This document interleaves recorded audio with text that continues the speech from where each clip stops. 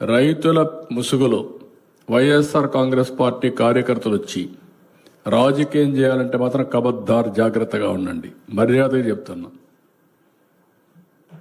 మీరేమనుకుంటున్నారంటే మీరు నేరాలు ఘోరాలు చేసి ఇతరులపైన వేసి తప్పించుకోవాలని ప్రయత్నం చేస్తున్నారు.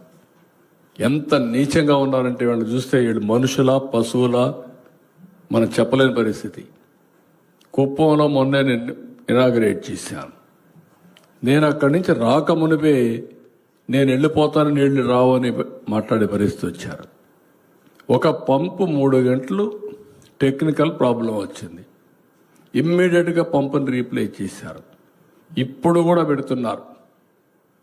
కాలువలు ఎండిపోయినాయి, నీళ్లు రావడం లేదు, మోసం చేశారని. అంటే ఏమనుకుంటున్నారు మీరు? సోషల్ మీడియా ఉందని మీ ఇష్టానుసారంగా వాగితే మీ సమాధానం ఇవ్వాలన్నిటికీ.